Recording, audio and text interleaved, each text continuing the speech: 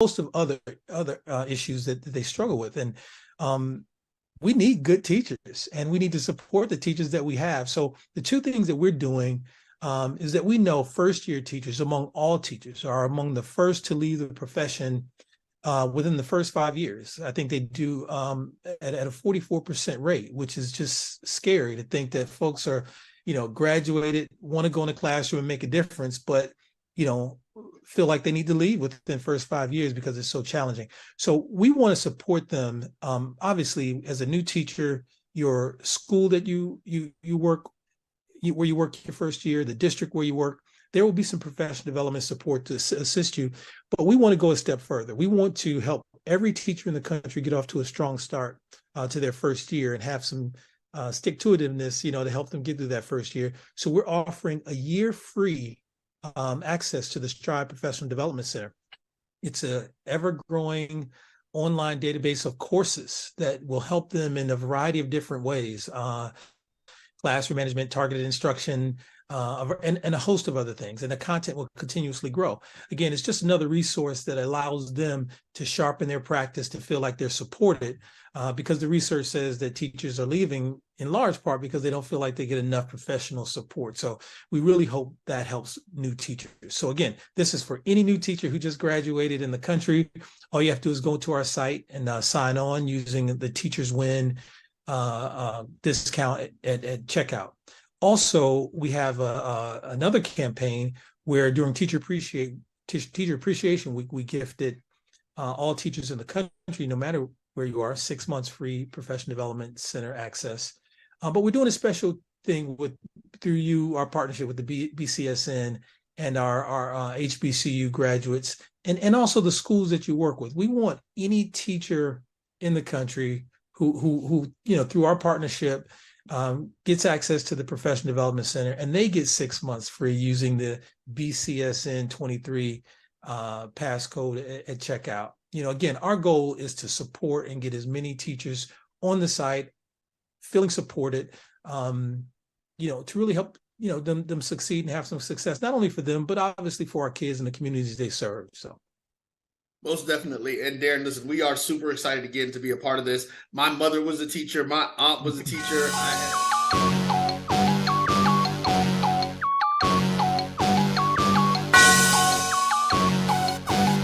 Yeah.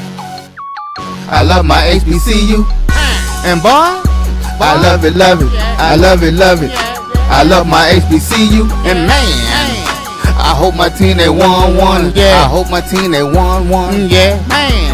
I hope my team they won. Yeah. I hope my team they won. Yeah. I tune into the HBCU Sports Lab to see if my team won or lost. If they lost, I'm quiet as a mouse. But if they won, keep tab. I'ma do the dab, yeah. Dr. Cavil, he know what he be talking about. Mike and Charles, they know what they be talking about. They compress the analytic data with this hip hop. If you know them like I know them, they gon' tell you if your team, if they won or lost, and who the ball. So listen to Professor, yes sir, and pay attention, cause he gon' teach a lesson. This is Dr. Cavil with Inside the HBCU Sports Lab with Mike Washington and Charles Bishop. Mike Washington should be jumping in here shortly. We got a great show to do. We have an interview. Charles had some discussion with me and made a recommendation, so I tried to pull one out of the coat. We're going to see if we can get it going. So look forward to the second segment where we're going to talk about the announcers of the marching sport. So we'll get into that a little bit. But as we get going, we just start off as we do with the HBCU news of the day, and I'm going to go straight to you, Charles. But before I do that, as we should, how you doing today? Doing well. We got some much needed rain here in Houston, Texas today. So my front yard and backyard are extremely happy. Sound like you are thrilled. I know the wife is. She didn't have to worry about me watering the grass. It's got done today. So, just exactly. Paid me a favor as well. With yes, that being said, let me do it appropriately. Welcome to episode 409, Inside the HBCU Sports Lab radio show and podcast. The show that's covering the sporting HBCU dash for all things HBCU sports, from institutions large and small, from NAIA to the NCAA, We share insights and information on the HBCU sports culture, HBCU athletic aesthetics to facilitate the story of HBCU athletic programs and the business of HBCU sports. I'm your host, Dr. Cavil, along with my co-host, Mike Washington, Charles Bishop, coming from our home studios and sending a signal live to our KSWA 1230 AM studios with the Texas Radio Hall of Fame, Ralph Cooper, in a beautiful home at Texas Southern University from Houston, Texas. With that said, I know we got a little bit of background noise flowing back between, but we'll get that straightened up. That with that being said, Charles, again, how you doing today? Doing well. Got a little bit of breaking HBCU news today, so we'll get into that now. Go ahead. This comes courtesy of Florida A&M Athletics. As Florida A&M women's basketball head coach Shalon Pillow resigned after 3 years and 2 seasons leading the Rattlers. This is a statement from her today. I am very thankful for the opportunity to lead the women's basketball program over the last 3 years. I am more than grateful to have had the opportunity of working with the young women on the team and be part of their development on and off the court. So Shalon Pillow will be moving on from Florida A&M women's basketball. Man, that's interesting because of the timing. You know, obviously, we know coaches get dismissed, coaches leave for other opportunities, or sometimes life changes, forces that. But it'd be intriguing to kind of poke your head behind the scene and figure out what happened in that. But at this point, we don't know, so we won't speculate, but it'd be fascinating. At some point, you probably will hear that news. I know another one that was out there from HBCU Game Day that was interesting in terms of Buffalo Bills promote former Grambling State tight end. What did he get promoted to? Player on the current coaching staff. Eric Washington has been promoted to assistant head coach, defensive line coach. The team announced last week Washington will remain as a defensive line coach in addition to his new duties as the assistant head coach. Washington joined the staff of the Buffalo Bills in 2020, along with another former HBCU star, Alcorn State alumnus Leslie Frazier. Frazier held the position of assistant head coach and defensive coordinator prior to taking a leave of absence after the 2022 season. Head coach Sean McDermott has assumed defensive coordinator duties since Frazier's departure. Before coming to Buffalo, Washington spent 7 seasons as a defensive line coach with the Carolina Panthers under Ron Rivera. Worked with McDermott there before. He was the head coach. 2017, Washington spent 2 seasons as the Panthers defensive coordinator before being ushered out as part of the regime change in the franchise. Washington broke into NFL in 2008, joined the Chicago Bears staff as an assistant head coach back. Washington spent 2 seasons as the tight end from 1989 to 1990 under legendary head coach Eddie Robinson Sr. He started his coaching career at Texas A&M and spent 3 seasons at Ohio, 4 seasons at Northwestern before joining the Bears. Speaking of Washington, guess who we have, Charles? Mike Washington. I see. He's on a different schedule clock than we are. We're going to give him a minute to get set up. So I'm going to go back to you, Charles, and see what other news of the day you have. And then we'll come to Mike and see what he wants to talk about in terms of HBCU sports news. Sure, let's take a trip up to Delaware State as Delaware State University Director of Athletics Alicia Shields-Gasson has announced the hiring of David Brooks as the new head coach of the defending MEAC champion Delaware State women's volleyball team. A 2-time CIAA Coach of the Year, Brooks joins the Hornets after a highly successful 2-year stint as the head volleyball coach at Elizabeth City State University, where he led the Vikings to their first CIAA championship and NCAA tournament appearance since 2008. This past season, ECSU was 26-9 overall and posted a 16-1 regular season record en route to the championship run. So it looks as though David Brooks will be taking over the reins at Delaware State as their volleyball coach. Good stuff, good stuff. As the world continues to change with HBCU coaching, interesting when you talk about taking over a team that was last season's champion. It'd be intriguing to see how things move forward.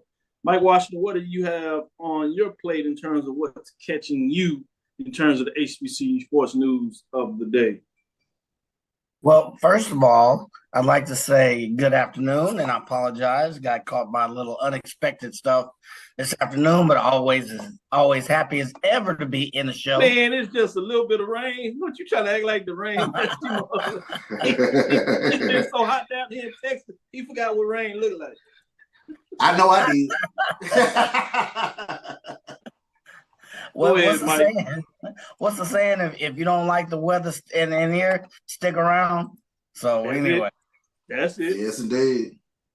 yeah. So anyway, I don't know. I came in on another. I think I heard the announcement with the Buffalo Bills promoting former Grambling State tight end from. Yeah, I did that earlier one, announcement. Charles jumped in there with the news that came straight off the wire in terms of FAMU dismissing. Oh, I'm sorry, not dismissing. Let me catch that because people are going to come back out and say that's what happened. Well, the head coach fellow announced that she was stepping down and moving on to some other things. So those are the two news that we kind of dropped out of here. Yeah, so the 2023 men's Cancun challenge field nearly set, includes Morgan. So the charms of live basketball and all-inclusive warm weather resort setting are perfect solutions to dealing with the winter's chill, and the Triple Crown Sports is pleased to release details on its answer to the question with the 16th annual men's Cancun Challenge set for November 21st through 22nd, 2023 at the Hard Rock Hotel Riviera Maya. The men's Cancun Challenge welcomes 8 teams to this gated, trusted, and all-inclusive resort where teams play in a coveted converted ballroom that is walking distance from the guest rooms. So you have to make Dr. Cavil money to go to that kind of a state. So anyway, the event features 4 teams in the Riviera division. Let's see. Well, we have Fresno State, James Madison, New Mexico State, Southern Illinois, and 4 teams in the Mayan division: Morgan State, Northern Colorado, Radford, and one TBA or to be announced. So this marks the second visit to the event for Fresno State in Northern Colorado. It's the debut appearance for the other programs. 4 U.S.-based teams kick off the Cancun Challenge before the teams head to Mexico. I think we need to have our show right there. See if Doc can work something out where we can have our show right there in Cancun at the Riviera Challenge at the Hard Rock Riviera Maya. I got my room picked out, Doc. So the Riviera Maya has a nice golf course.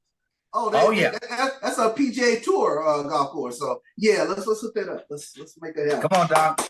Charles, I was gonna call you on my side and just say, see how your big brother do. Now I see how your partner in crime, and then your big brother Charles, y'all team up. I see what this is like. I thought he was going first say Cancun, 1, 2, 3, Cancun. Now he talking about setting up the show and everything. When he gonna tell everybody they lie that I got the big book.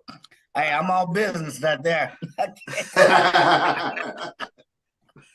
Man, I'm ready. In all seriousness, though, we might need to look into that once or twice. We might have to look at that. Roy, we might need you to pack the cameras up. No, they got an anti-fam. They got an anti-FAMU rule there, so we can't let that. No rattlers below the border. That's right. Wow. No problem. Let me go back to you, Charles, before we all get in trouble. I no longer have the off button. Somebody else does. We'll be all off before we know it. Keep messing with Roy and the Rattlers. Charles, go ahead. Well, I mean, obviously we'll look at we'll be the SIAC Media Day on next week, July 12th. So football season is officially upon us once we start heading to some of these media days. So SIAC Media Day, July 12th, SWAC Media Day, I believe July 25th. So busy next couple of weeks, Dr. Bill. You got your plane ready? You ready to get into all this? All set, ready to go. Mike, you ready? You plan to get into some of this? Oh, absolutely. I see you. You look focused and ready. With that said, let me go back to you, see what other news that you want to put out there, and hopefully you'll get out of my pocketbook this time. Get your hands out my pocket. Now, come on now. Do I sound like I would have my hands in your pocket? Come on. Twice.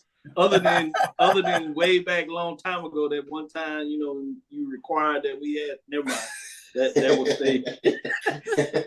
the statute of limitations might have passed.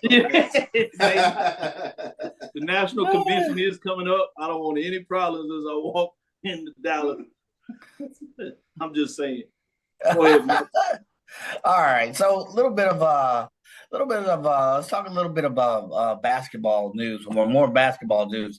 Florida Memorial announced Thursday, that's today, y'all, that Rod Woods is the interim women's head basketball coach with over 21 years of experience coaching women's basketball at various levels, including junior college, NCAA Division I level. Wood brings a wealth of experience, of course, to the role. So they are very excited to have Coach Woods join the team and lead Florida Memorial's women's basketball program.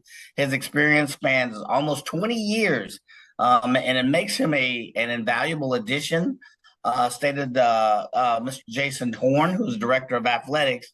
Not only does he possess great experience as a coach, but also as an administrator, which is a valuable trait to have in a coaching position, interim or non-interim position. Woods most recently served as a coach at Barry University in Miami Shores, where he achieved a 14-15 overall record and led the Sunshine State Conference tournament.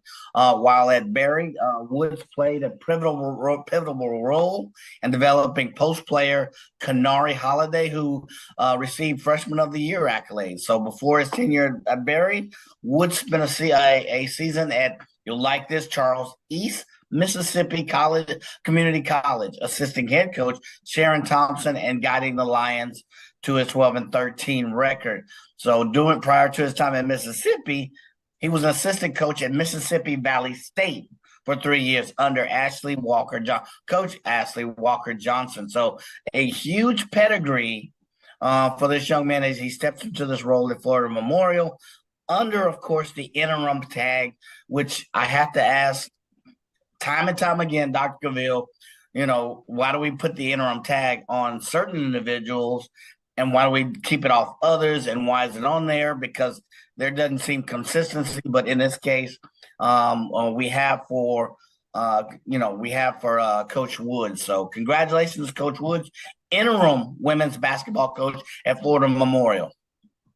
Good question with that interim acting tag, because you sure responsibility for the same work.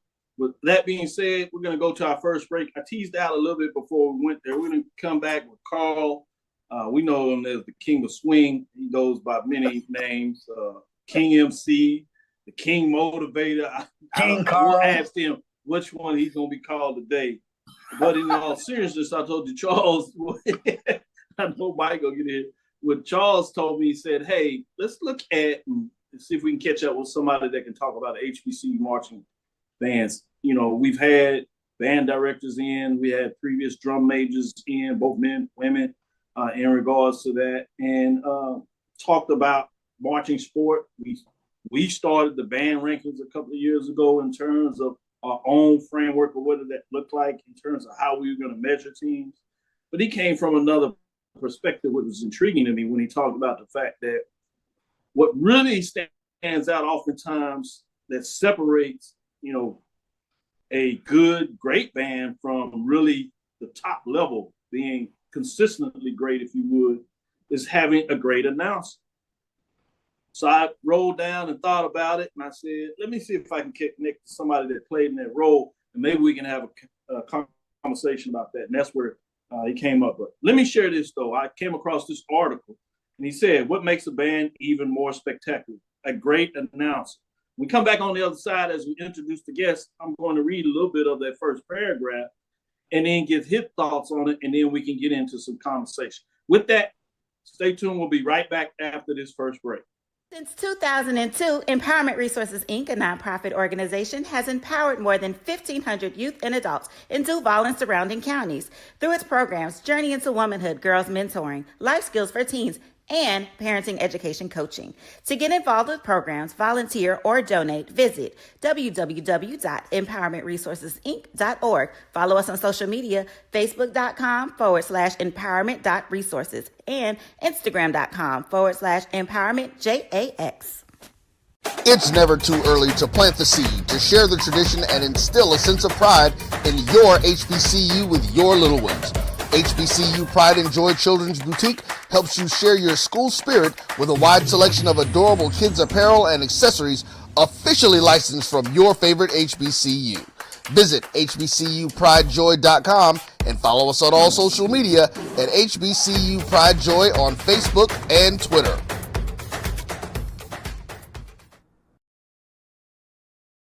Stride K-12 powered schools are ready to put over 20 years of being a leader in online education to work for you. Dive into curriculum design for the online classroom. Team up with state-certified teachers trained in virtual instruction. Take control of your child's education journey. Discover the power of personalized learning with a leader experienced in preparing kids for a future they can be excited about. Take charge. Stride K-12. Enroll now for the fall. You're looking for the Press the analytic data with your hip hop. If you know them like I know them, they gon' tell you if your team, if they wanna loud, and who the ball. So listen to Professor, yes sir, and pay attention, cause he gon' teach a lesson. This is Dr. Cavil with Inside the HBCU Sports Lab. We have one other than Carl King Mays. I guess he's decided to change it again. You know, King of Swing, King Motivator. King MC, which king you are? You're just king, huh? It is the king, man, because God is king first. I'm made in his image, so I'm a king before I'm anything. You can put whatever you want behind it, but at the beginning of it, I'm great at what I do. I like that. I like that. For all those that don't know, this is Carl Mays, in all serious, Brother Mays. He is the member of Alpha Phi Alpha Fraternity Incorporated. As you see, he's actually in the barbershop getting trimmed up. That lets you know how big time he is. Everybody can't do that. So shout out. Tell us what, I don't know, your barber may not even want to be named. We may not be able to afford that, but if you can, tell us your barber's name, where you at, what's the name of the barbershop? His name is Don the Barber, man. He's at Clips Barbershop right in Texas. So y'all get a chance to check it out. Clips is CLIPPS, man. Check him out, man. He's good at what he does. If I ever get to a point where I can take somebody on the road, he will be that. No, he said if I ever get to that point, you know he travel with you. You just show it out. I know what you do. You're probably on the road now. With that being said, for those that don't realize, in all seriousness, Carl's been big time in terms of cutting records. And this was when we were in school.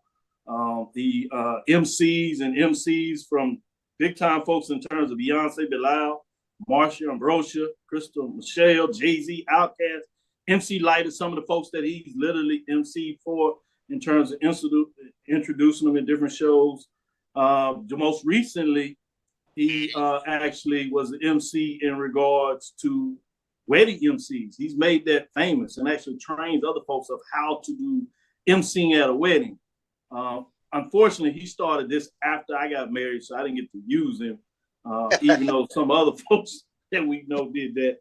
But pretty brilliant, brother, in terms of that. But what I wanted to bring him in here to talk about the time that he was an announcer, if you would, in regards for the Marching Storm, which was from 91 to 98.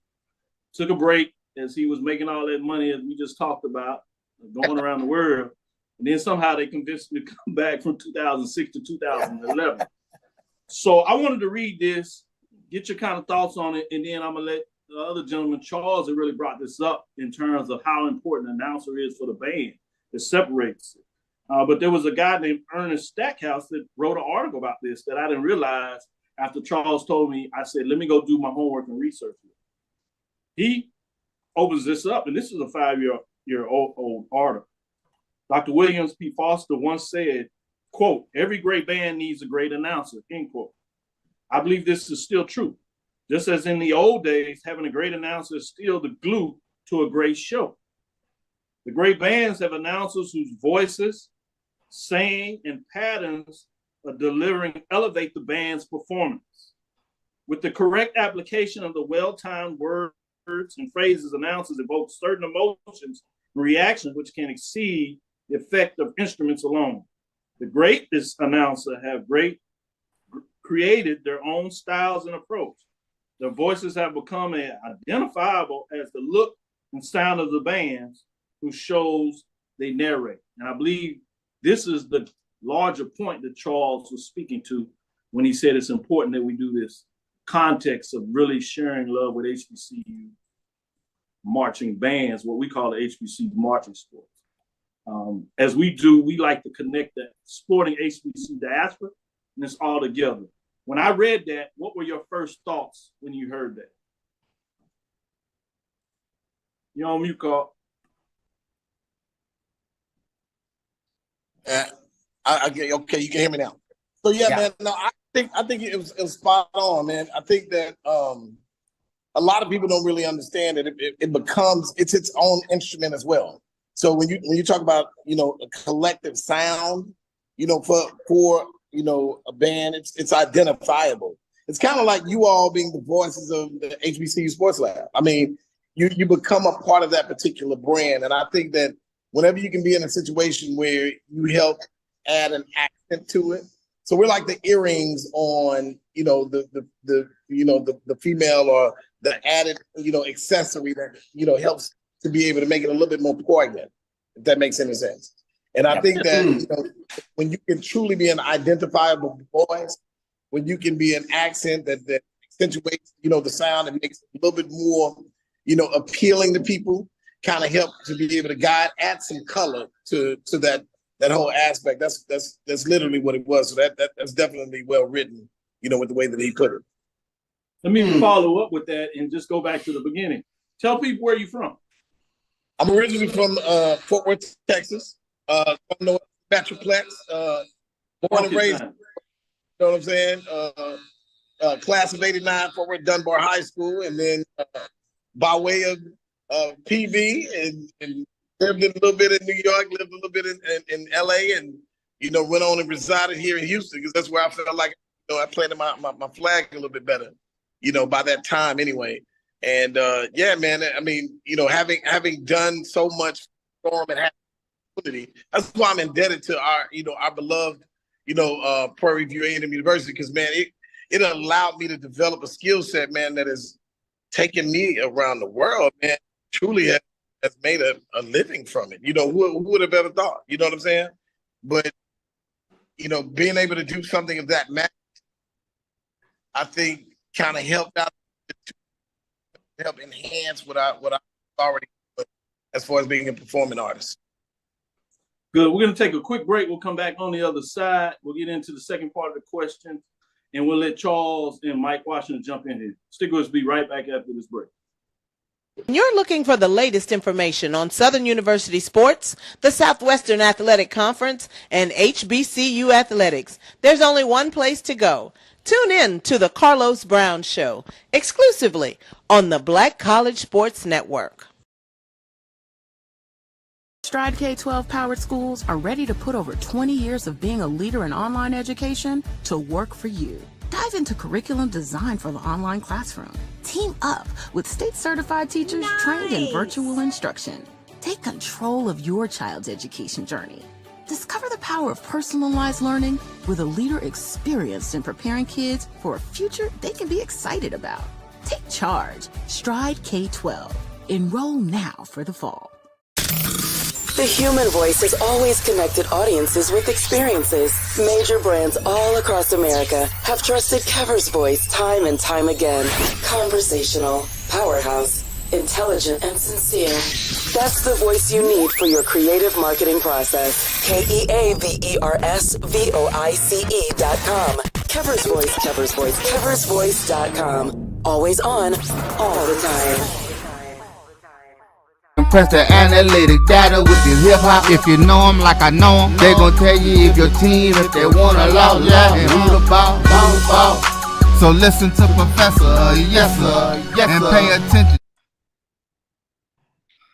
This is Dr. Cavil inside the HBCU Sports Lab with Mike Washington, Charles Bishop, and Carl Mays, the King Motivator, as he likes to say, the King MC, King of Swing, King. He said whatever you just call him King. We got That's right.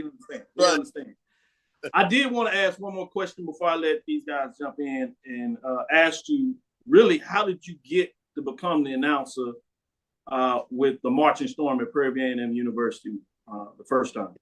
You know, man, when I auditioned, the person that was doing it at the time was Rob G, which is Robert Gamble, who is professionally known here at the box as Rob G.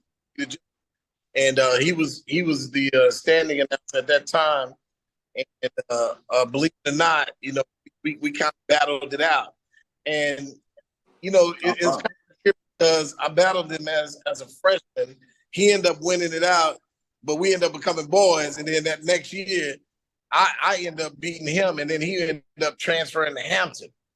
You know what I'm saying? So not because of that, but, you know, that's just kind of, you know, what that ended up being his, you know, to kind of on to a better space for himself. But anyway, from that point, man, you know, it just grew. And I tried out because I was good at just announcing, period. But I didn't know what to expect. I hadn't done anything to that magnitude before. And it was just an exciting, you know, thing to be able to try out. Got it. Charles, go ahead and follow up. I wanted to ask this question, Carl, in terms of were there any influences that help you kind of create your style? Well, having been, you know, one of the first MC, and I say one of the first MCs in Texas because I put out my first album in 1982. I was 12 years old at that time. And, you know, again, I didn't know what I was doing at that time. I just knew I was pretty good at doing something. So my dad, you know, these guys, well, at that time, like 12, they were older. They were like 26. And these guys, you know, kind of recognized the talent and wanted me to record something. You know, it wasn't nothing that did anything. It was like a 5-song EP. And, you know, it did you know, here and there. It probably went wood. But that was my experience with music or something, and just doing it. And I think that my dad always said, you know, it's just kind of weird because he was like, man, if you're going to do all that hibbity-hobbity stuff, you're going to make sure you do well in school first. You know, so I kind of had to do the balance of both. Because in order to be able to do it, he was like, you know, it's kind of like my version of no pass, no play, right? So, so I just kind of, you know, leaned into it. I was just a talented kid, man. I could always dance. I turned out a lot of talent shows, and I just kind of moved into it that way. But I used to always imitate. I don't know if y'all remember back in the day, you know, in 1981, 82, it was weird, but there was an infomercial that came out that was called Mr. Microphone. I don't know if y'all remember that. Y'all remember that? And it used to have that little bottom of the end. Yep. It would program to your radio. I think FM, something like that. You had to put it on there, and you could talk through it and it'll play through your radio. Well, that was amazing. My parents got me that, and I disturbed the whole damn house. I was walking around imitating Tom Joyner. You know, I'm like, you're listening to Tom Joyner. Can't want to work them. You know, I used to do all of that. You know, so I just knew at that time, and my mom will tell y'all today that they knew he was going to be something in radio or something that had something to do with a microphone, because he just tore that damn microphone up. So, you know, that's kind of how I leaned into it, man. And I used to love using my voice as an instrument. I can do all the influxes. I can do all the, you know, I have a voice with resonance that is naturally in there. But when I know how to speak, I know how to get rid of the rest.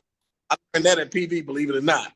You know, so it's just all been it's been a cool journey, man. But just to know that I made a living off of it, man, I make more money, you know, doing my entertainment than I do, you know, teaching sociology and working in, you know, the higher education realm, believe it or not.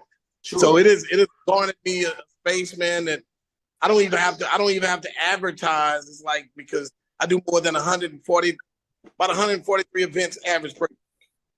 Let me follow up. I mean, because for me, in watching bands, you really notice how an announcer can sort of make or break the performance.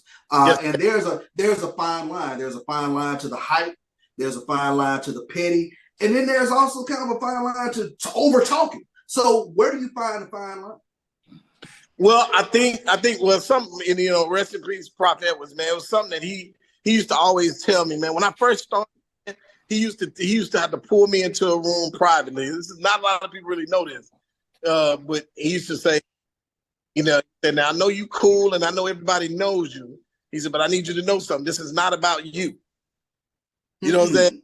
Lock and low. He's like, this is not about you. You're gonna get popular from it, but I need you to know it's not about you. Don't try to overtake and make it about you. It's about the band. You are an accent to the band. So it's very important to be clear. It's very important to be concise. That's why anytime you would hear the beginning break, I would say, good evening, ladies and gentlemen. Pantherland is proud to present the Prairie View A&M. All of that needed to be said in that opening. So right when the bum, bum, bum, bum, bum, bum, bum, I needed to be done. He was like, we're not talking into it. You're not talking. So that took a lot to really learn that even what I did was a cadence. You know what I'm saying? So, I it's very important, man. And anytime you hear somebody over talking the band or saying too much or overpowering where you can't hear the band or it sounds distorted, or if your clarity is not there, that means you're not opening your mouth. I mean, it's a lot of little pieces to it.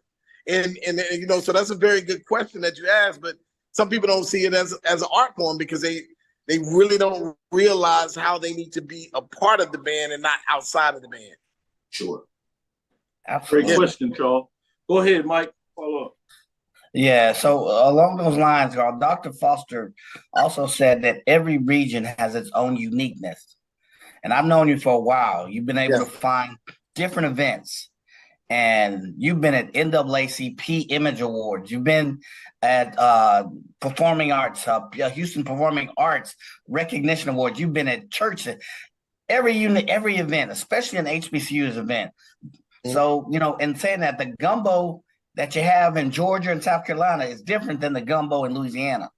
Mm-hmm. Everything is unique to that region. What was good there may not be good here. When you go to these events, how do you find the uniqueness of that event to make the brand? What do you do to prepare to bring out the uniqueness of that individual event for that region or for that area?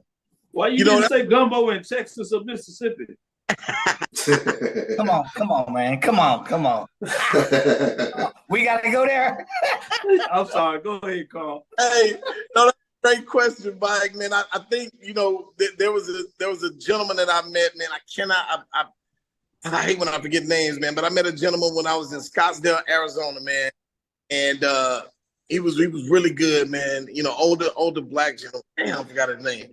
But anyway, he was one thing he always told me, man, that just kind of stuck with me, is he said, listen, he said, you can always remember, man, he say humans, I don't care if their accents change, I don't care if they're, if their cultural differences are here and there. He say, man, if they are breathing and you can communicate to them, you can get them. So my motto now is if they breathing, I can get them. I don't care what background you're from. I don't, I feel like this is where education kind of comes in. And I know, all of you all are avid, education, goers and understand how it enhances who we are. But just really, really understanding people, understanding, societal norms, being able to respect differences, et cetera, et cetera. Like I am well versed in that. So I can step into any arena and I can communicate to people without offending them, with being able to make them enjoy, because everything is entertainment. What you all are doing now, you're providing information, but you're also entertaining at the same time. So entertainment is the element to it. I don't care if you're doing, if it's a wedding, I don't care if it's a gala. Somewhere along the way, you have to keep it entertaining while still trying to attack the impact. And my thing is to be able to guide people. One of the things I'm really great at as being an entertainment host is being able to take the elephant out the room. Because anytime you get people in a room together, whether it's something that makes them feel uncomfortable by the way that they dress, they're not dressed like they would normally dress, that's a social barrier. And if you can get the social barrier and knock it to the floor and get people to be able to, be how you need them to be by saying what it is that needs to be said without offending and still making people feel good, at the end of the day, get them to do anything for the rest of the evening. And that's what one of the challenges was in my earlier days. Now, it's like as I do it with my eyes closed. You know what I'm saying? You would think that if you're in a room full of people that are probably 65, maybe 70 years old, 75 years old up, this could be offensive, but they actually like it. When I say something like, everybody in here, those that have their original teeth in your mouth, show them right now. You know what I'm saying? Like that's a big heavy line I use, and I use it because it's not offensive, but at the same time it's kind of laughing. I say, and even if you bought it, you go ahead and show them teeth too. Those kind of things, because at the end of the day, laughing and smiling is euphoric. People want to be in a euphoric feeling, and they want to make sure that they have a great time no matter where they go. Because when they step outside their homes, they want to be entertained. They may not want to participate in the entertainment by, indulging and dancing and things, but if they feel there, 9 times out of 10, they have a great time. Absolutely. Okay. Thank you. Carl, I'm a huge fan of Joe Bullock, who's the voice of the Marching 100. Darren Bedell, who's the voice of the Southern Human Jukebox. Are there announcers out there that you hear nowadays and you say, you know what, they get it? Yeah, I run into a lot of them, man. But 9 times out of 10, if they're a novice, man, they're always somebody who's been doing it for a minute. I can tell when the ones that are new, that are kind of newbies, because they're all over the place and they're reaching and sometimes shouting and screaming to a point of where people can't understand what they're saying.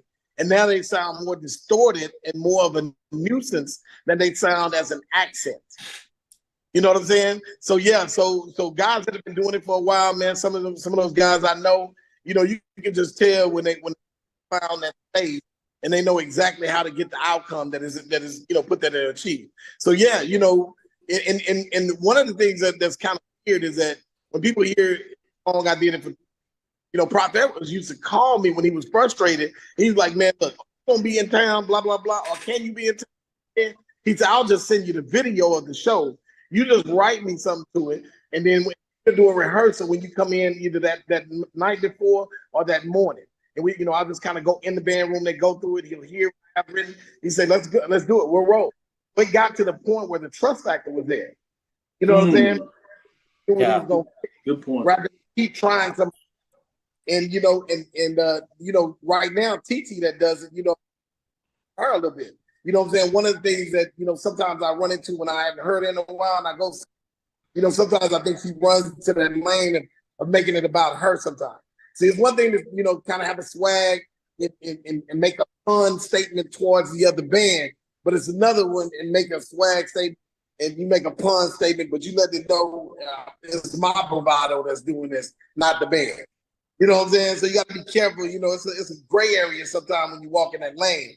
You can say something real sick, but it's like it's coming from the band, not from you. You know what I'm saying? But if you say something real sick and it's like it's coming from you and not the band, that's when it gets a little spacious and people start moving in that fine line like, whoa, let me reel you back in. You know what I'm saying? It's about the band, you know what I'm saying? And not about you. So, but that's a gray area, and every now and then you got to kind of tap that coattail, say, look, remember, you're an accent, but, and that's the era we're in, man. You got to stay connected. You got to stay at a point where you don't get disconnected from, the jargon that the young people are using, because at the end of the day, the band is also about having this swag to it, but at the same time, you want to make sure it stays neat and that the music is well written and well delivered and that the performances and people are entertained by it.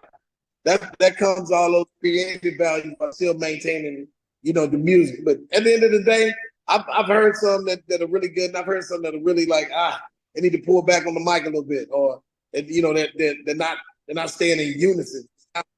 This person is on 69, on 59, and you on 610. I don't know. It's kind of weird, and not on that page. Is it better? Is it better to be in the press box on? It just depends, man. I can work from both, but on the field, you feel it more.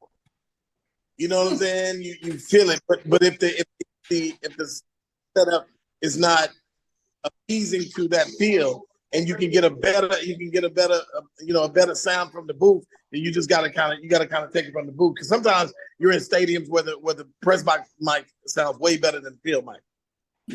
Sure thing. Good stuff. Yeah. Great questions, Charles, Mike, Carl. I know you got a busy schedule, so we'll let you out of it after this one. And this one's for you. In regards to what are some of the projects you're doing, and let them know for those that may be getting married, how can they get the information about the wedding MC, and then what is your latest project that you're getting prepared and getting your haircut for this evening, actually? Yeah. So, thank you for asking that, brother. So the brand is the Wedding MC. The website is theweddingmc.net, and I just did my 537th wedding. Launching the Wedding MC University. Excited about that. To be able to get. I have a lot of people that are very, very interested in it. We're almost finished with it too. The weddings, I do more than 43 per year. So easily go to the site. You can get in touch with me directly there at theweddingmc.net, and then continuously support it. What we have going on now is that I've been charged with. There's a new network that's getting ready to launch called Indie. It's Indie Network TV. I think the IG is at Indie Network TV.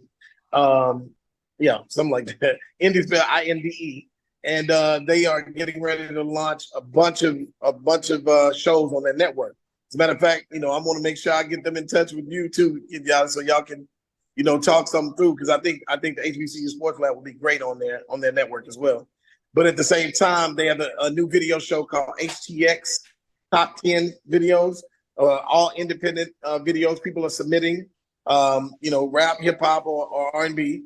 And I'm the host of that new show. So we're shooting episode 2 tonight. So, and I think they're getting about 6 episodes in the can before they actually launch it. So episode 2 is going on tonight. It's kind of like Rap City's The Basement, man. So it's going to be kind of dope, I'm the host, and y'all know I'm going to do what I do. Right? you come a long way from, what was that group? Was it back in the day in PV? Soul Brothers, Magic the Soul Brothers. Yeah.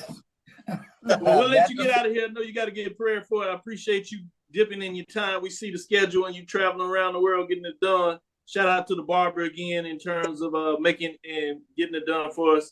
That is Brother Carl King Mays, a former announcer for the Marching Storm at Prairie A&M University. Thank you, Charles, for thinking about this. It was very good. Great questions you had. Stick with us. We'll be right back after this break. We'll come back and get these two gentlemen a chance as we unveiled 15 through 8. Come back and get their thoughts in this last segment in terms of what we unveiled on Tuesday. Stick with us after this last break. Shout out, Carl. Appreciate you.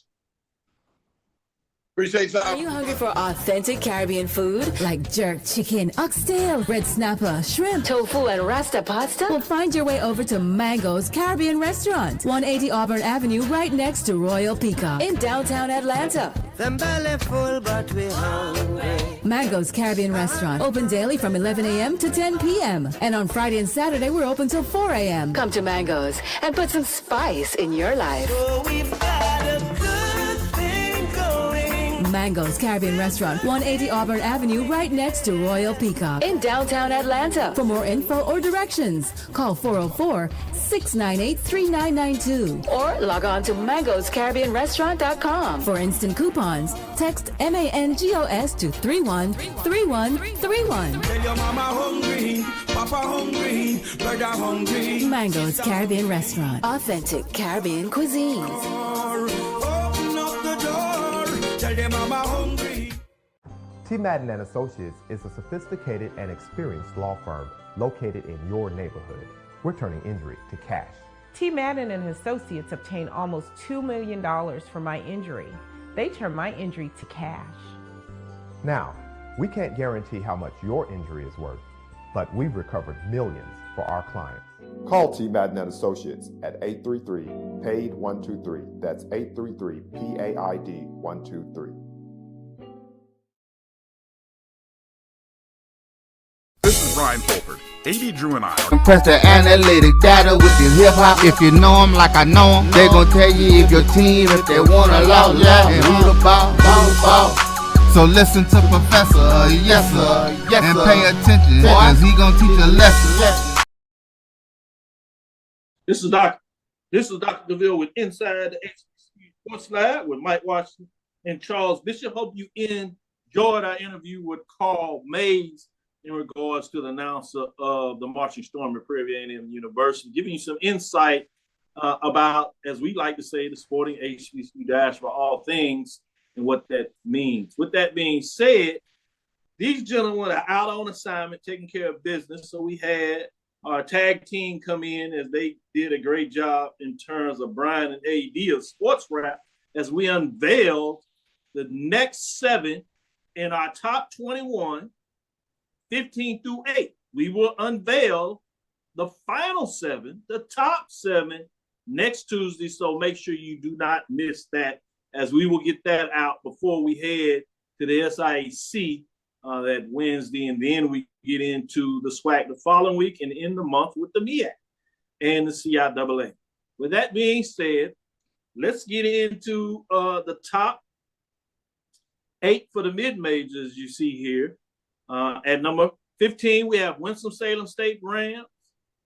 At number 14, we had Edward Waters Tigers. At number 13, we had the Lane Dragons. At number 12, we had Savannah State. At number 10, we had Albany State Golden Rams. At number 9, we had West Virginia State Yellow Jackets. And at number 8, Virginia State Trojans. It's hard for me to keep a straight face because I just saw Charles drop his. So let me go to Charles before he can make any more faces to get an understanding why his face turned up like that before I can even finish my top next 7 in terms of 15 to 8. What is the problem, Charles?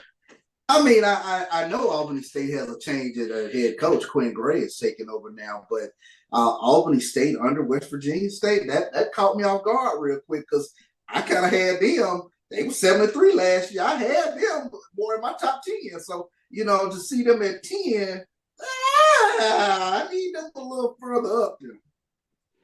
Anything else that grabbed the nerve in regards to that? I'll take one. If I just got one slid somewhere, maybe I'm not doing too bad, but it threw you off, I can tell. Anything it threw me off because I stopped there and I didn't hear the rest. I was like, wait, Albany State. Yeah, well. So that pressed the nerve real quick. So oh my goodness. So Mike, what are your thoughts on this next 7, 15 through 8? Yeah, I had the same thing. Albany State, 10. They were breaking my top 10. So I was kind of wondering about that. I was wondering right there with Charles, who put this list together and what kind of gumbo they've been eating. So he gonna go in and talk about all the gumbo there? Yeah. I don't know why Mike has the gumbo on the mind today. I was about to say, all of a sudden I got very hungry. Now I want to go. Don't do from Georgia to Louisiana. He don't count in no Texas. Don't give no love to Mississippi, as if Mississippians can't do no gumbo. They do great catfish. You do catfish, you do some gumbo. Hey, they claim catfish, so I'm gonna let them claim catfish. Yeah, the rule look different once you start coming from Acadiana to over here. So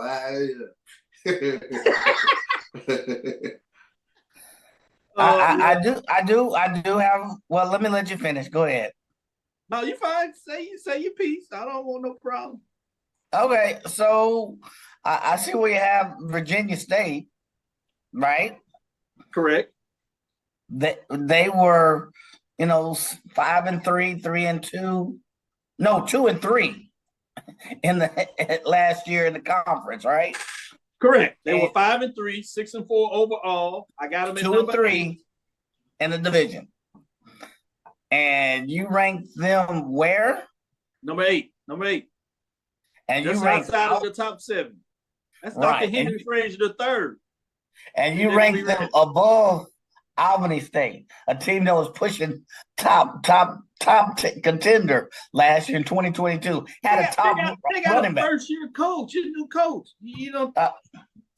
I did the same thing in the major division. I need some coaches to show me a little something. You got a new coach. Y'all come in and think these coaches. Historically, a new coach does not come in. I know y'all got excited because Coach Prime came to Jackson State in his first 2 years, 3, depending on what you want to call it, spring. He just went berserk, and ran through the SWAC and literally went to 2 celebration bowls. But that's not. He did mess up the curve. Okay, you got to go way back to Southern University in terms of Pete Richardson to see a first-year coach being able to get it done at that level. It doesn't happen, whether it's the CIAA, SIAC, SWAC, and MEAC, certainly, it doesn't happen. But it seems like y'all want to give Golden Ram, Albany State, Quint Gray. I'm going to watch it. I'm going to see what you're saying. That's right. Watch it, please. Watch it. Oh, God. So in the last 3 years, they've been that same record. So what warrants them, again, to be ahead of Albany State? They've been 2-3, 5-3, whatever, in the middle of the pack the last 3 years. So I will see. I'm going to watch and see, too. Yeah, I'm going to go back to you, Charles. He acts like Benedict is still not in the SIAC. I know they lost their quarterback. But yeah, you told me everything. You the one told me about Jennifer. Is something don't change with that? Yeah. Benedict is still they still that team out there in the SIC. Absolutely. So, okay, now y'all seem like y'all doing a little more homework. Don't get it twisted, because you're going to the SIC. I'll let them know how y'all treat these folks. And don't forget Tuskegee sitting out there too. So.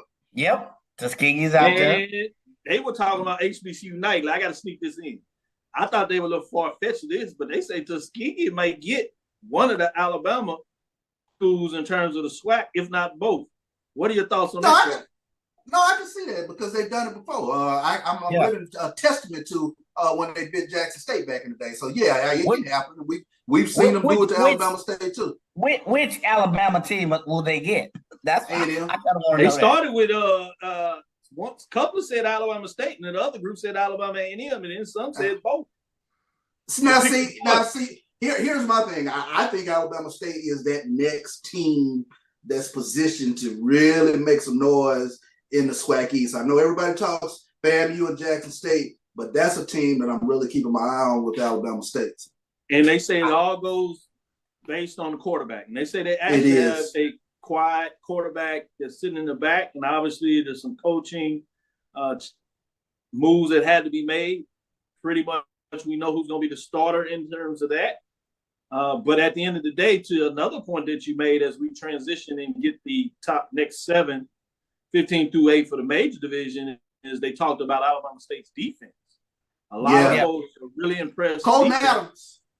They were probably the second best defense, and I think in terms of statistics, they certainly showed that in terms of what Jackson State did. Now, they lost a couple of pieces, but people also said they got a lot of pieces back. So it's going to be fascinating to see what that looks like in terms of them moving forward. Let's transition. I don't know about – hold on. I don't know about Tuskegee getting the Alabama team. The last couple of years, they've lost quite convincingly. So maybe on a good day. I just don't know about that one.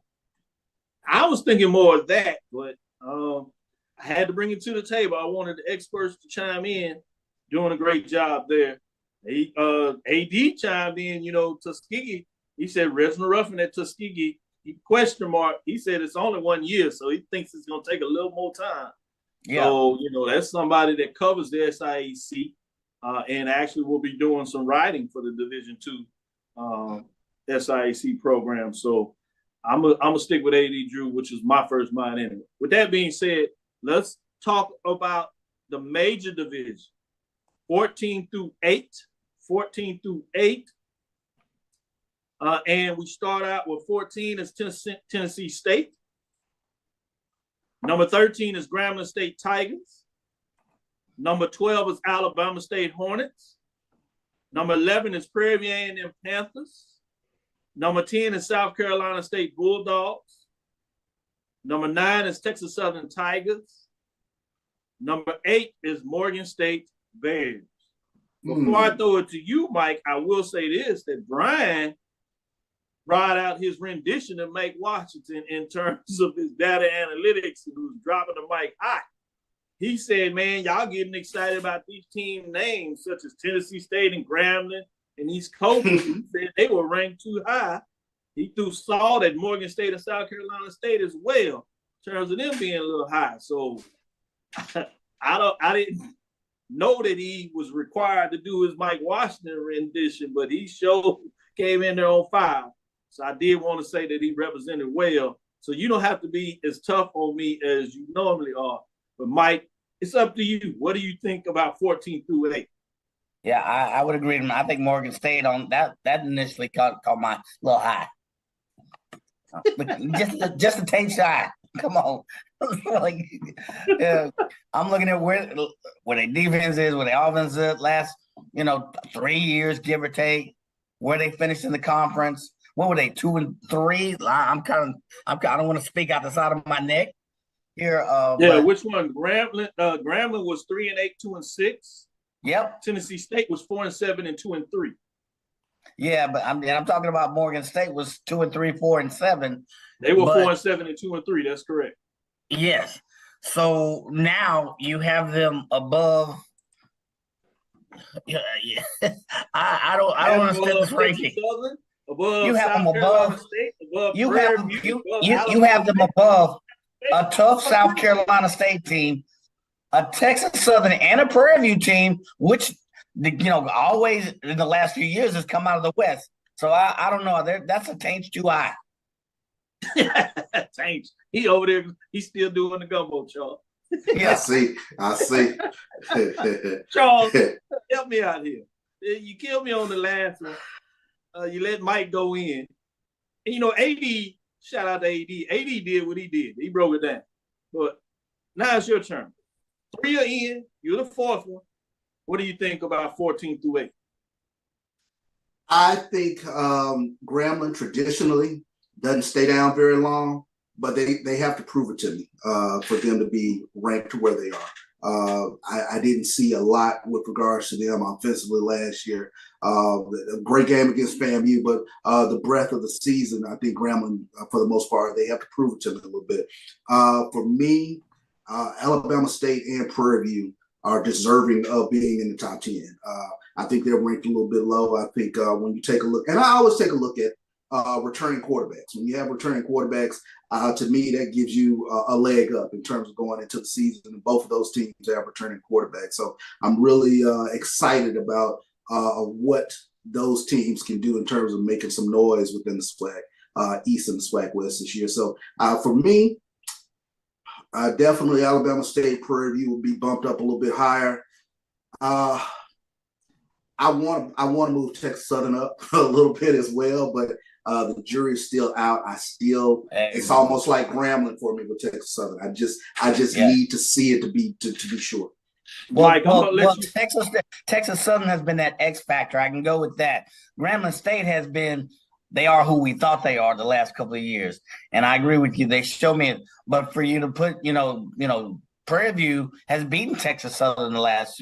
So Texas Southern, you got them above Prairie View. I think they both should be in the top 10, but I don't think Texas Southern should be above Prairie View A&M. Good stuff. So staying with you, Mike, before I go back to you, Charles, with one last question. Any of these teams you would have in the top 7, Mike? In the top 7. I don't want to say it because I got the home cooking, but if there's any of these teams that I would put in the top 7, I'm going to go either Alabama State and or Prairie View A&M. You could argue with them being in the top 7. Charles, you said Texas Southern, you would push a little higher. Is that one that you would put in the top 7? Not in the top 7. I think Prairie View is deserving of being in the top 7. And you take a look at the how everything played out last year. If I guess Prairie View had just knocked off Mississippi Valley, they would have been back in the SWAC championship game. But that was not to be. But to me, the addition of Caleb Johnson to this Prairie View football team. That is a tremendous X factor, I think, going into the season, because I think there'll be a lot more balance. Yeah, that's a great point. That was a really great, quiet ad for the Prairie View A&M program. So it'll be interesting to follow to see what that looks like. It was done so early that I think a couple of people kind of forget about it with all the other late moves that a lot of folks are going with. So it'll be fascinating. So again, on Tuesday, we unveil 7 through 1. On Tuesday, we'll unveil 7 through 1 in the mid-major and major division. So obviously, since I asked you which one team, two teams for Mike, that one of those that he would bump up, we'll see which of the top 7, which one or two that you'll bump down. So stick with us as we unveil that final 7. You probably could do the math if you look at who was 8 through 21 to find out who's in the top 7. But you have to stay here and tune in on Tuesday as we do the show to find out the order. So it'll be interesting to see what the order and what these two gentlemen think about my order of the top 7, and then which team or two they're pushing down out of the top 7 as well. With that being said, we'll close it up. Thank you for listening. Inside the HBCU Sports Lab, make sure you share our podcast with your friends and colleagues. I am Dr. Kenyatta Cavil, the Dean of HBCU Sports, coming from inside the lab in the College of HBCU Sports with Mike Washington, Charles Bishop. Hope you enjoyed our guest, Brother Carl Mays, former announcer of the Prairie View A&M Marching Storm, as we ask the important questions in regards to the symbiotic relationship, one that Charles needs to be there to really take your band to the next level, particularly when we talk about the marching sport. So you know, as we unveil the top rankings for the marching sport this fall, one of the things we will be incorporating is the announcer, and we'll make sure Charles and Mike gets a say in what they think in terms of those whole rankings. Again, we want to thank you for listening to Dr. Bill's Inside the HBCU Sports Lab with Mike Washington, Charles Bishop, every Tuesday and Thursday at 6 o'clock right here at Central Standard Time. We look forward to next week as we discuss the latest news in the lab. Follow me, Dr. Kenyatta Cavil, that's DrKenyattaCavil, Twitter, Facebook, and Instagram, that's DrKenyattaCavil. Inside the HBCU Sports Lab 1 on Twitter, Facebook, and YouTube is Inside the HBCU Sports Lab. Dream big, continue to move forward. Make sure you download my JBN, my BCSN. Check out Carlos Brown on Saturday, as well as closing out your weekend or starting your weekend on Sunday with Brian and AD of the Sports Rap. And then come back and check them out on ONG Strike Zone as they give you all the inside information on the ONG Strike Zone with FAMU. Don't worry, pre-game show is not going anywhere with Charles Bishop. They'll be able to give you some updates, just waiting to give you the appropriate timing when it's time to give you a little more information there. Charles said he might be retiring. It might be time to move on. I thought last time we talked he was ready to do it, but I looked up. I guess I need to double check before. So maybe not. Pre-game show may be history. We'll let him tell you about it. We will talk with you soon. Charles? Of course. Pre-game show is going strong in Boulder, though. Right. I was talking about the Jackson State side. Oh, they're doing their thing. Yeah. In fact, I just saw what he did today. It was some good stuff. Shout out to the boss man up there doing the pregame show in Colorado. With that being said, I was just saying that you're going to add your Jackson State piece for all those Jackson State fans out there, HBCU sports fans that are missing you. Yeah. With that being said, let me start it over to make sure we get it out there before I get you in this trouble. Yeah, you got to rewind that, man. There's too many paragraphs in between. Charles? Of course. Mike? Lecture. Dismissed. Man,